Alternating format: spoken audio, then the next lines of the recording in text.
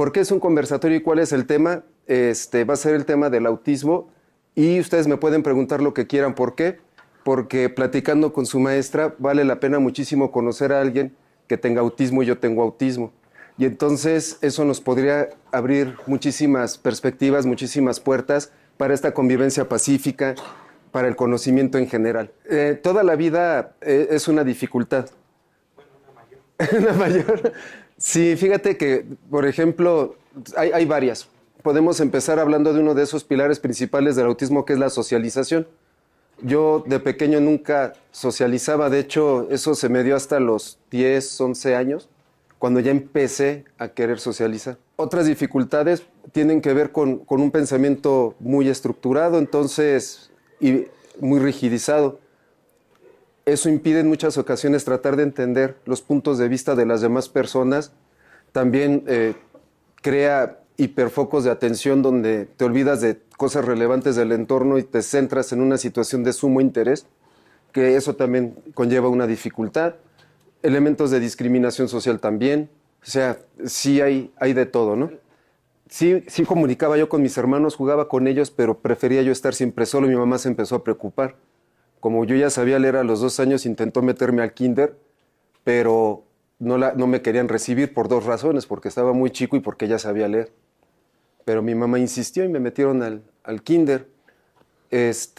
Por una situación familiar también, uno de mis hermanos tuvo una visita psiquiátrica y nos llevaron y el psiquiatra me observó y dijo, él tiene también algo. Y entonces empezó a hacer las pruebas y todo lo requerido y llegó al diagnóstico, pero eso fue en 1980. O sea, tenía yo 2 años, ahorita tengo 47. Entonces, se hicieron todas las labores médicas diagnósticas, pero como yo no daba lata, no estaba tan estudiado este asunto y los recursos de apoyo todavía no son como los conocemos ahora, pues mientras yo me portara bien, creo que eso era funcional en la escuela, en la familia. Nada más que ya después te das cuenta que sí se requiere un apoyo, incluso cuando los niños aparentemente se están portando bien. Es que en realidad están viviendo uno de sus síntomas, ¿no? Entonces, así fue como se dio cuenta mi mamá. Claro que en la familia siempre ha habido apoyo, mi papá, mi mamá, mis hermanos, incluso en la actualidad, pero así fue como se llegó al diagnóstico. Empezamos, digamos, con una manifestación muy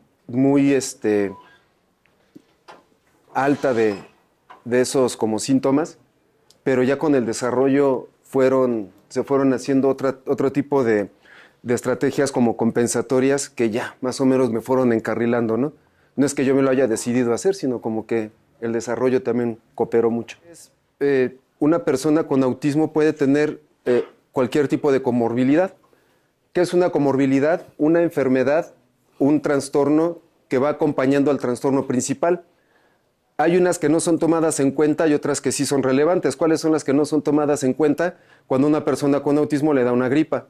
¿Eso qué significa? Que en ese momento tiene una comorbilidad por gripa, pero nadie la pela porque es lo común, es lo normal y se va a pasar.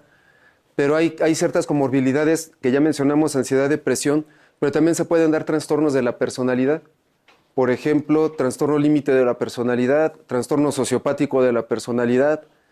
Puede también surgir o se puede asociar trastorno obsesivo compulsivo, trastorno de estrés postraumático. Entonces puede haber como alguna enfermedad de ese tipo mental acompañante. Los casos pues, más relevantes son cuando son 2 o más, que son el 40% de las personas con autismo. Y entonces esas también son de diagnóstico y de alta relevancia. ¿Cuál es lo interesante o qué es lo interesante de esto?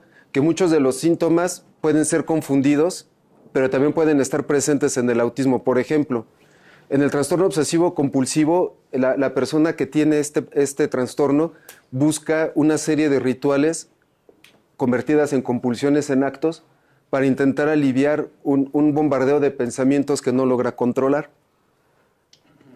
Se parece al autismo en las estereotipias del autista, nada más que el autista no tiene estas ideas. Al contrario, es como un ancla ante un mundo tan cambiante que no puede manejar. Pero a la vista podrían ser muy similares. Entonces el diagnóstico psiquiátrico tiene que ser muy exacto, Ustedes en el kinder aprendieron que había 5 sentidos, pero en realidad son 8 y hay quien piensa que son 9. ¿Sale? Se las comento rápidamente para que entendamos lo interesante de esa pregunta. Ustedes ya conocen y díganmelo, ¿cuáles son las 5 que les enseñaron en el kinder? La vista, el olfato, el tacto, el gusto y el oído. Faltarían, por el momento, mencionar 3 más, que son la interocepción, es decir, el registro de la información que sucede a nivel interno, visceral. El otro es la propiocepción, la que es la información que proviene de la musculatura para poder darnos o percibir una posición de las diferentes partes de nuestro cuerpo. Y la tercera es el vestibular, que en el fondo del oído interno tenemos una estructura que se llama laberinto, que manda información al cerebro para la posición de la cabeza y eso nos ayuda a mantener el equilibrio. ¿Sí? Y hay quien menciona que el dolor separado del tacto podría ser otra modalidad, la que se llama nocicepción. En el caso de personas con autismo, no todos presentan problemas en la sensibilidad o en la percepción, para que no se vaya a... Debe tener el dato más preciso, ¿no? Pero sí es cierto. Aquí hay un desbalance en la intensidad perceptiva del estímulo. Por ejemplo, habrá personas con autismo que haya ciertas frecuencias que les lastimen, mientras que esas mismas frecuencias a otras personas con autismo no. Puede suceder que haya ciertas luces, personas con autismo que lo sientan también muy agresivo. Habrá personas con autismo que no. Si quieren un ejemplo de lo interoceptivo, que tiene que ver con cómo procesamos a nivel visceral la información, eso tiene que ver con el registro de lo que sucede, cómo llega al cerebro y se traduce, por ejemplo, en hambre, ¿no? Ustedes tienen hambre no porque lo sientan en el estómago, ustedes tienen hambre porque su cerebro crea la sensación del hambre. Ahí por si quieren un dato que va a venir en el examen de la maestra, es el óvulo de la ínsula, ¿no? El que nos ayuda a hacer la percepción del hambre. Así que si les dicen que el hambre es mental, técnicamente sí, a nivel perceptual. Entonces, una persona con autismo puede tener cualquier tipo de comorbilidad. ¿Qué es una comorbilidad? Una enfermedad, un trastorno que va acompañando al trastorno principal. Hay unas que no son tomadas en cuenta y otras que sí son relevantes. ¿Cuáles son las que no son tomadas en cuenta? Cuando una persona con autismo le da una gripa. ¿Eso qué significa? Que en ese momento tiene una comorbilidad por gripa, pero nadie la pela porque es lo común, es lo normal y se va a pasar. Pero hay ciertas comorbilidades que ya mencionamos, ansiedad, depresión, pero también se pueden dar trastornos de la personalidad. Por ejemplo, trastorno límite de la personalidad, trastorno sociopático de la personalidad. Puede también surgir, o se puede asociar trastorno obsesivo compulsivo, trastorno de estrés postraumático. Entonces puede haber como alguna enfermedad de ese tipo mental acompañante. Los casos pues, más relevantes son cuando son 2 o más, que son el 40% de las personas con autismo. Y entonces esas también son de diagnóstico y de alta relevancia. ¿Cuál es lo interesante o qué es lo interesante de esto? Que muchos de los síntomas pueden ser confundidos, pero también pueden estar presentes en el autismo. Por ejemplo, en el trastorno obsesivo compulsivo, la persona que tiene este trastorno busca una serie de rituales convertidas en compulsiones en actos para intentar aliviar un bombardeo de pensamientos que no logra controlar. Se parece al autismo en las estereotipias del autista, nada más que el autista no tiene estas ideas. Al contrario, es como un ancla ante un mundo tan cambiante que no puede manejar. Hay ciertos casos, por ejemplo, que las personas con autismo no logran reconocer algunos rostros familiares. Hay casos más graves donde ya no pueden integrar el rostro de nadie, eso se llama prosopagnosia. Pero hay ocasiones más graves todavía en que la persona con autismo no logra ni siquiera reconocer su propio rostro o su propio cuerpo.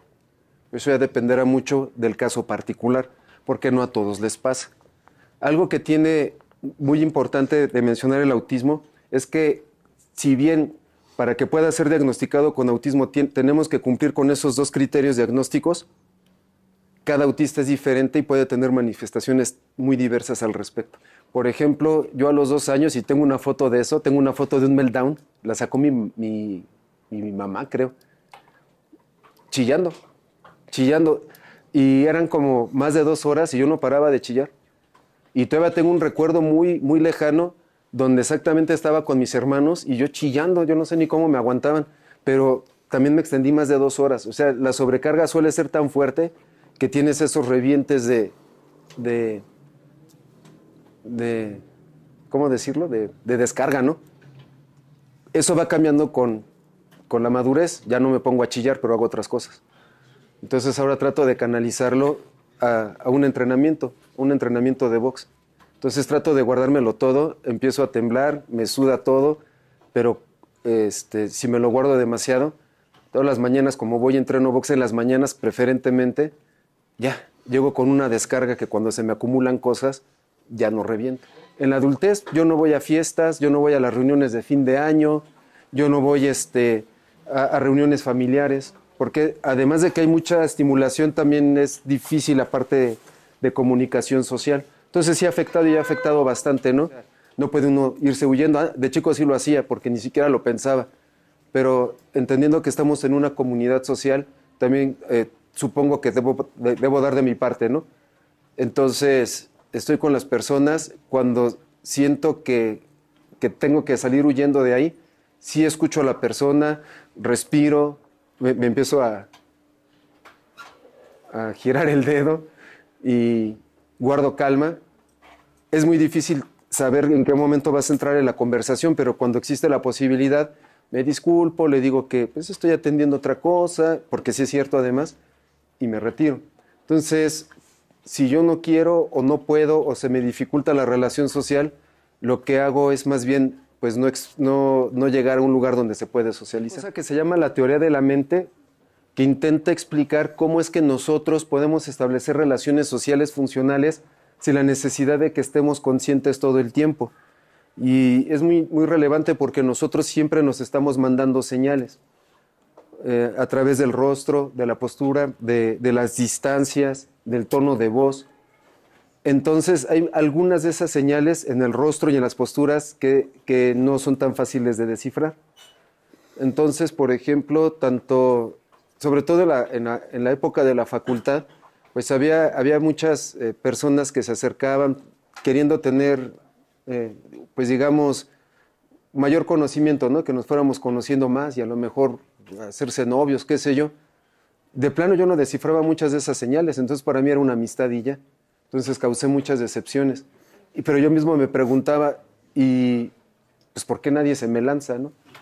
Hasta que alguien me decía, es que una vez ahí mismo en la facultad una compañera me dijo, vamos a pasear por CEU, era de noche. Y entonces íbamos los dos solos y yo, pues es una amiga. Incluso ya regresando a la facultad, los que vieron me dijeron, ¿cómo te fue? Y yo, ¿cómo me fue de qué? Le dijiste que sí, que no. Les dije, pues, ¿cómo? Yo no había descifrado todas esas señales y perdón ustedes por la expresión, pero hasta me dijeron, te tiró el calzón en la cara. ¿Y tú cómo que me tiró el calzón en la cara si nada más me dijo que fuéramos a dar un paseo? Si ustedes se dan cuenta, ahorita ustedes ya saben con todo lo que les acabo de decir lo que la persona quería expresar conmigo, pero ciertos desciframientos no se pueden llevar a cabo y no te cae el 20. Tener este tipo de relaciones en una sociedad y así. Sí, el caso del bullying o el acoso hacia personas que tienen autismo o a quienes sentimos diferentes es muy frecuente.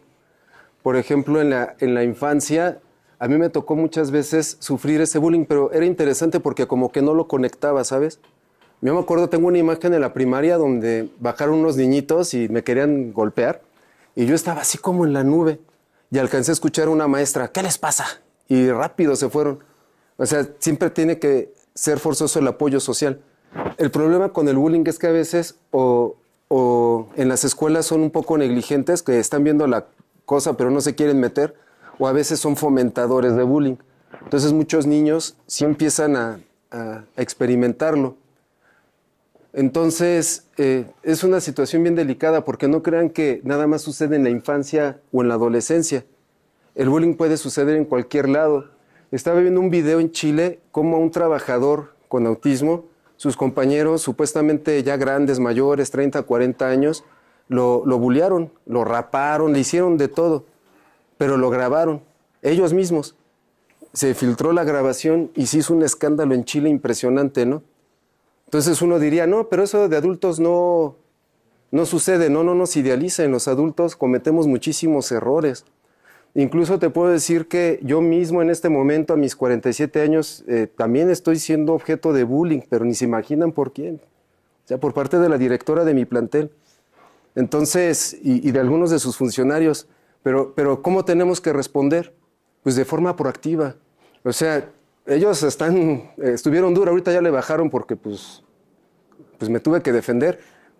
Pero ¿qué es lo proactivo en todo esto? Hablarlo. Muchas veces nosotros nos quedamos callados, recibimos toda la fuerza del acoso y eso pues puede incrementar otros trastornos como el de ansiedad, el de depresión. Entonces, ¿qué tenemos que hacer? ¿De qué manera afecta a los familiares directos de una persona autista? Me refiero a padres, hermanos, etcétera. Estudios sobre la familia con personas con alguna discapacidad o con autismo es una cosa muy amplia. De entrada, la familia se ve muy afectada al momento de que les dicen un diagnóstico comprobado, ¿no? Porque la familia ya había hecho idealizaciones, ya había hecho proyectos a futuro con sus hijos, incluso ya lo veían de X o Y manera. Cuando les dan un diagnóstico de este tipo y un nivel de gravedad, las personas tienen que recomponer su perspectiva de la familia, que eso también es pues un impacto que tiene que aprender a manejar la familia. No solamente les puede llegar a afectar a la familia el hecho de que su hijo o su hija tengan que lidiar con un mundo que va a ser distinto para ellos. Además tendrán que lidiar con la gente con la que tenga que interactuar ese hijo o esa hija. ¿Y en qué radica esta dificultad? En que obviamente si hay problemas en la socialización, si hay un pensamiento rígido y estereotipado, si hay situaciones sensoriales que molestan demasiado y las personas de alrededor, más que generar una comunidad de convivencia, generan una comunidad de acoso o de bullying, entonces todavía eso le puede afectar muchísimo más a las familias preguntándose, ¿y yo cuando me muera, qué va a ser de mi hijo? ¿Yo cuando me muera, qué va a ser de mi hija? A partir de este año, el rector y las altas autoridades de la universidad dispusieron que se empiece a implementar un sistema también en ese examen médico automatizado que detecte la salud mental de los estudiantes, o al menos en parámetros generales, y que si detectan algunas situaciones que merezcan atención, la universidad va a ir en busca de los estudiantes que lo necesiten. Eso fue lo que yo leí en el documento, espero no estarlo malinterpretando, ¿verdad, maestros? Pero el rector está muy preocupado por la cuestión de la salud mental. Entonces sí va a empezar a implementar eso en los exámenes automatizados para que si hay una situación de riesgo, la estudiante o el estudiante no esté solo. Que sea la universidad la que vaya en su búsqueda para tratar de darle un seguimiento y pueda mejorar su sentido de vida, su bienestar. En este caso, a lo mejor, no sé cómo lo vayan a estructurar, pero sí sería muy deseable que también los estudiantes o las estudiantes puedan poner en el examen si ya tienen un diagnóstico establecido, seguramente así se los van a preguntar, o si tienen sospechas, a dónde pudieran acudir para que se les pueda dar ese seguimiento. Porque hay personas que tienen sospechas de que tienen autismo, pero no saben a dónde acudir. Padre de esta prepa 1, ahorita y cuando he venido, que siempre en estas interacciones, siempre también uno aprende cosas de ustedes, ¿no? Pues no me queda más que agradecer, ojalá esto se pudiera extender, aunque sea 15 minutos más, pero no es posible, y agradecerle a la maestra que abre estos espacios importantes de conocimiento, ¿no? Muchísimas gracias, maestra. Y gracias también al maestro Raciel de la Facultad de Psicología, Alan, que nos está apoyando con lo tecnológico para que estos eventos pues, puedan llegar a más personas y podamos seguir creciendo como una comunidad de paz, como lo plantea el rector. Muchísimas gracias, alumnos. Que tengan bonita tarde. Maestra.